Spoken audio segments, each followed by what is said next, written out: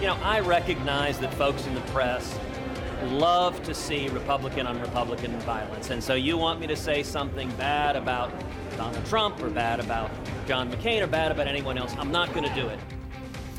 Republican presidential candidate Senator Ted Cruz of Texas refusing to pile on to the Donald Trump scenario, as so many of his rivals seem to do rather enthusiastically yesterday and earlier in the show. Let's talk it all over with our roundtable. Peter, let me ask you this.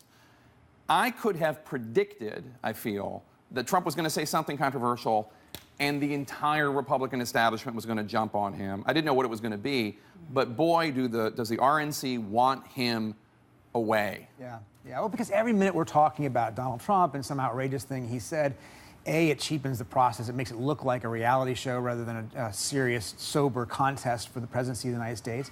And B, it means we're not talking about all the failings that President Obama that they'd like to talk about, right? I mean, they'd like to get out there and talk about how this administration and its former Secretary of State, Hillary Clinton, have failed in this way and that way. Instead, they're talking about, you know, Donald Trump and the latest crazy thing he might have said. Except to play devil's advocate here, Dana, Yeah. he has brought up the issue of immigration that a lot of Republicans are worried about talking about, but a lot of the base loves to talk about. Absolutely. I mean, there's a good reason why he is doing so well. It's not just because he is incredibly entertaining. It's because he's talking about something that a lot of the base were frustrated that the other candidates didn't want to talk about. But I just actually want to say something that may be counterintuitive in that, you know, historically, you just don't go there. You don't go there against any veteran. You certainly don't go there against somebody who was, you know, effectively, you know, in a box for 5 years. And, you know, John McCain can't even lift his arms because he was tortured. Because he was tortured and because his bones didn't heal right after his plane crashed.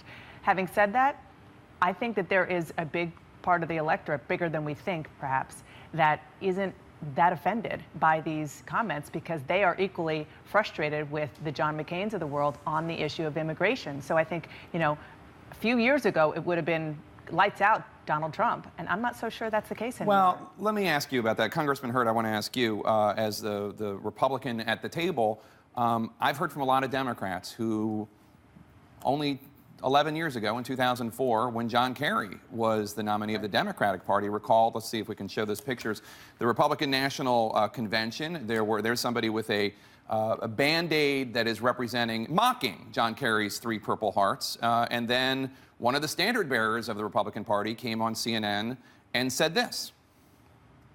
But 3 Purple Hearts have never bled that I know of. I mean, they're all superficial wounds. Now, Bob Dole went on to later kind of walk those comments back a little, but is there a double standard here? Are Republicans, they say, there's no place in our party or our country for comments that disparage those who have served honorably? Well, unless you're a Democrat. No, you don't criticize anybody's service. You know, someone that's willing to go overseas, put their lives in harm's way in order for all of us to sleep well at night, you don't disparage that. I don't care what party you're at. Donna? I totally agree with the congressman. Yet I remember 2004. But look, I think the Republicans are struggling with excommunicating Donald Trump, and some Republicans are trying to embrace him just in case he drops out and they want to, you know, be able to accrue those votes. They have a real branding problem with Hispanics, and they've been working on it for years, the Republicans.